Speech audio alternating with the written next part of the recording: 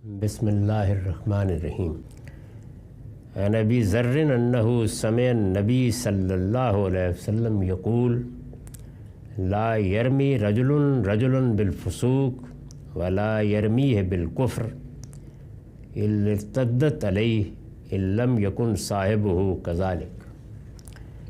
ये बुखारी की रवायत है, रकम है 6045। अबू ज़र रज़ी अल्लाह अन्हो का बयान है कि उन्होंने नबी सल्लल्लाहु अलैहि वसल्लम को सुना कि आपने फरमाया, जो शख्स भी किसी दूसरे पर फ़िस्क या कुफ्र की तोहमत लगाएगा, अगर वो ऐसा नहीं है तो उसकी ये तोहमत उसी पर लौट जाएगी। वही मज़मून है जो इससे पीछे भी बयान हो चुका, और मैंने ये अर्ज़ किया कि हमें इस बात से बड़ी सख्ती के साथ रोक दिया गया है कि हम इस दुनिया में लोगों के कुफ्र व ईमान के फ़ैसले करें। कोई शख्स अगर ये कहता है कि मैं मुसलमान हूँ, तो मेरा ये काम नहीं है कि मैं उसके इस दावे को झुठला दूँ। वो मेरा मुसलमान भाई है, मुसलमान की हैसियत से उसके हुकूक मुझ पर कायम हो गए हैं। अब वो कोई इल्म में गलती कर रहा है या अमल में गलती कर रहा है, गलती छोटी भी हो सकती है और गलती बहुत बड़ी भी हो सकती है। बड़ी गलतियों में 3 ताबीरें बिलअमूम इख्तियार की जाती हैं। उनमें से सबसे ज़्यादा संगीन कुफ्र है, यानी किसी आदमी को ये बताया जाता है कि तुम ईमान ला चुके हो, तुम मुसलमान हो, तुम कहते हो कि तुम मुसलमान हो, लेकिन फ़लाँ अक़ीदा, फ़लाँ नज़रिया ये तो सरासर कुफ्र है। ये गोया अल्लाह को या अल्लाह के पैगंबरों को या माद को, जिसे हम क़यामत कहते हैं, ना मानने के मुतरादिफ है। इसी तरह से किसी शख्स को उसके शिर्क पर मुतनब्बे किया जाता है। जैसे वहदतुल वजूद के नज़रिए के बारे में अदब से तवज्जो दिलाई जाती है कि ये तो उसी तरह का शिर्क है जिस तरह मसीहियों ने सैयदना मसीह के बारे में ये नज़रिया कायम कर लिया कि उनकी ज़ात में ख़ुद ज़ात बारी का ज़हूर हुआ है। तुमने पूरी कायनात के बारे में यही तसव्वुर दे दिया, तो इसमें और उसमें क्या फ़र्क है? ये बात अगर कही जाएगी तो एक मुसलमान को उसकी एक गलती की तरफ, जो बड़ी गलती है, तवज्जो दिलाई जाइए।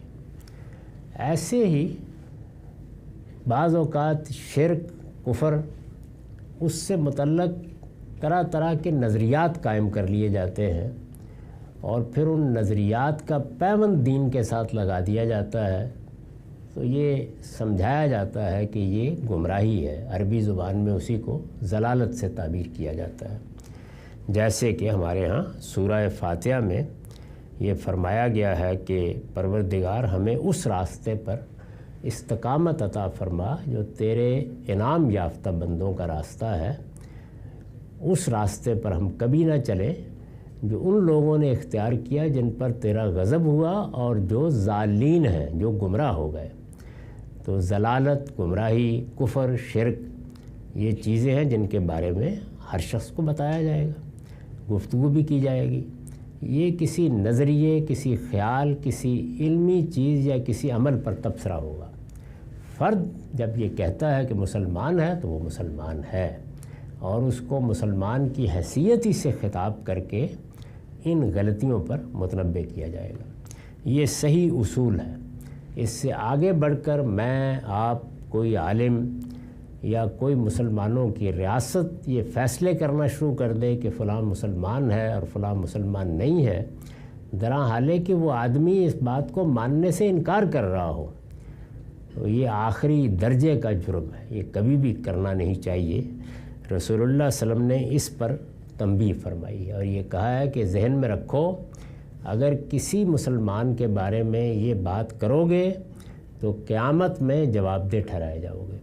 और वहाँ सूरत हाल ये होगी कि अगर तो तुम्हारी राय दुरुस्त निकली तो हो सकता है अल्लाह माफ़ कर दे कि चलिए बात तो सही थी, लेकिन अगर गलत निकली तो सज़ा वही मिलेगी जो उसको मिलनी थी। ये बड़ा जुर्म है। इसी तरह का मामला बाज़ बुराइयों के बारे में है।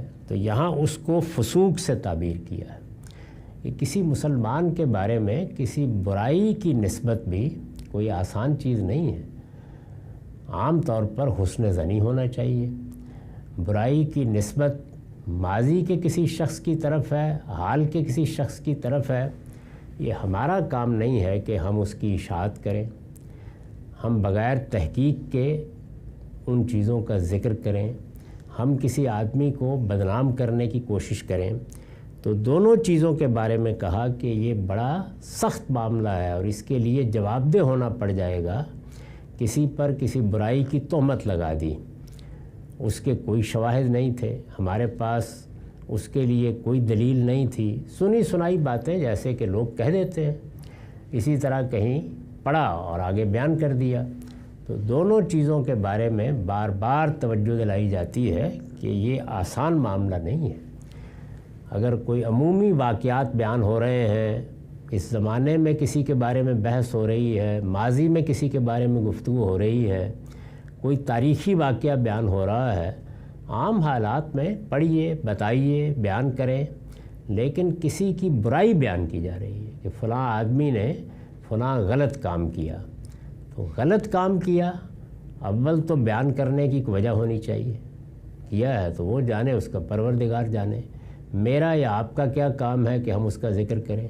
تاہم اگر ضرورت پڑ گئی ہے ذکر کرنے کی تو بتانا چاہیے کہ وہ ضرورت کیا ہے۔ اس کی ایک بڑی مثال یہ ہے کہ جب کچھ لوگوں نے رسالت مآب صلی اللہ علیہ وسلم کی نسبت سے روایتیں بیان کرنی شروع کی کہ ہم نے فلاں سے سنا ہے رسول اللہ صلی اللہ علیہ وسلم نے یہ فرمایا، ہم نے فلاں سے سنا ہے رسول اللہ صلی اللہ علیہ وسلم نے یہ کیا، تو ایک بڑا مسئلہ پیدا ہو گیا کہ ایک طرف ہمارا دین یہ کہتا ہے کہ ہم لوگوں کی سیرت کردار کے بارے میں تجسس نہیں کریں گے، لوگوں کے عیوب تلاش نہیں کریں گے، ان عیوب کو بیان نہیں کریں گے، تو اب یہ لوگ رسول اللہ کی نسبت سے باتیں بیان کر رہے ہیں اور ہمیں نظر آ رہا ہے کہ ان میں سے بعض لپاٹیے، جھوٹے، داستان گو ہیں۔ تو پھر یہ فیصلہ کیا گیا کہ یہ ایک بڑی ضرورت پیش آ گئی ہے، تو اب تحقیق کر کے بتایا جائے گا لوگوں کو کہ ان میں سے کون جھوٹا ہے، کون لپاٹیا ہے، کون داستان سرائی کرتا ہے، بتایا جائے گا اس بات کو۔ تو محدثین عام طور پر جب بیٹھتے تھے اور رجال کے علم پر گفتگو کرتے تھے تو اپنے شاگردوں سے ازراہ تفنن کہتے تھے کہ آئیے ذرا غیبت کر لیں۔ تو یہ غیبت گویا ناگزیر ہو گئی، لازمی ہو گئی، یہ فرض بن گئی۔ اسی طرح کا معاملہ ان لوگوں کا ہے جو دوسروں پر اثر انداز ہو رہے ہوں۔ مثلاً ایک آدمی کے ساتھ کوئی شادی کرنا چاہتا ہے، اپنی بیٹی کو بیاہنا چاہتا ہے، ہم جانتے ہیں کہ اس شخص کی سیرت کیا ہے، کردار کیا ہے۔ کوئی کسی کے ساتھ کاروبار کرنے کا فیصلہ کر رہا ہے، کوئی کسی کو اپنا رہنما بنا رہا ہے، لیڈر بنا رہا ہے، تو اس طرح کے موقعوں پر ضرورت دائی ہوتی ہے کہ اب بتایا جائے کہ اگر کوئی چیز ہمارے علم میں ہے تو وہ یہ ہے، لیکن یہ وہ چیز بتانی چاہیے جو آپ کا ذاتی مشاہدہ ہے، دوسرے کا اقرار ہے، یا ایسے شواہد کے ساتھ سامنے آ گئی ہے کہ اگر کوئی دوسرا شخص سوال کرے تو آپ اسے ثابت کر سکتے ہیں۔ اس کے بغیر کسی کے بارے میں یہ زبان بھی نہیں کھولی جا سکتی، اور اس میں بہت اللہ تعالیٰ نے تنبیہ فرمائی ہے۔ چنانچہ ہر وقت کوشش کرنی چاہیے کہ اس سے اللہ کی پناہ مانگی جائے، دوسروں کی عیوب اچھالنے کی بجائے اپنے عیوب کی طرف نگاہ کی جائے۔